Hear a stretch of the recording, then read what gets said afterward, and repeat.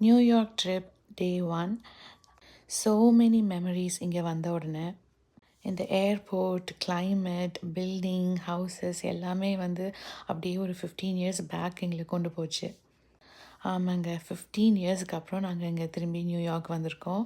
New ஜெர்சியில் தான் எங்களுக்கு ஒரு 10 இயர்ஸ் வந்து லைஃப் இருந்துச்சு. இது மந்த் ஆஃப் மே. இப்போவே நல்ல சில்னஸ். நல்ல வேளை நாங்கள் ஸ்வெட்டர்ஸ் எல்லாம் கொண்டு வந்ததுனால கொஞ்சம் தப்பிச்சோம். பசங்களுக்கெல்லாம் இது ஒரு நியூ எக்ஸ்பீரியன்ஸ் தான். ஏன்னா அவங்கெல்லாம் குழந்தையா இருந்தப்போ இங்கே இருந்தது. நாங்கள் டேலஸ்லேருந்து லகார்டியா ஏர்போர்ட்டுக்கு வந்து ரீச் ஆனோம். அங்கேருந்து வந்து நாங்கள் ஒரு பஸ்ஸை பிடிச்சு நியூயார்க் சிட்டி வந்துட்டோம்.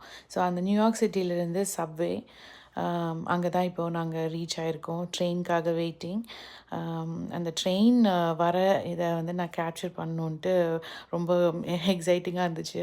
அந்த இதில் நான் வீடியோ எடுத்தேன். பார்த்தா என்னோடய விரல் நடுவில் வந்துச்சு. பட் ஸ்டில் அது ஒரு நல்ல ஒரு மெமரியாக இருக்கட்டும்னு அந்த கிளிப் ஒன்று ஆட் பண்ணியிருக்கேன். அப்புறம் நல்லா எல்லாருக்கும் பயங்கர டயர்ட் ஆகிடுச்சு. அதனால் ஒரு காஃபி குடிக்கலான்ட்டு இங்கே ஒரு இடத்துல காஃபி ஷாப் இருந்துச்சு. நாங்கள் வந்தோம், பட் அங்கே காஃபி இல்லை. ஸோ பக்கத்துலேயே ஸ்டார் பக்ஸ் இருந்ததுனால அங்கே போய் நாங்கள் காஃபிலாம் குடிச்சிட்டு டிசி பார்த்து நாங்கள் ட்ரைவ் பண்ணி போயிட்டுருக்கோம் 2 காரில். நாங்களும் பிரதர் ஃபேமிலி அவங்க இன்னொரு காரில் அப்படியே வந்துட்டுருக்காங்க. நல்லா மழை, சில்னஸ் அதெல்லாம் இருந்தது. இருந்தாலும் ஃபேமிலியாக இருந்ததுனால கொஞ்சம் நல்லா என்ஜாய் பண்ணோம்.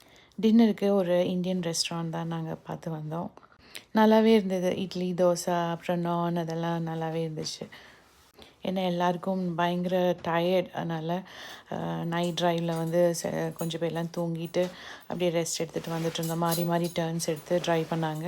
ரூமுக்கு வந்து நல்லா ரெஸ்ட் எடுத்துட்டோம்.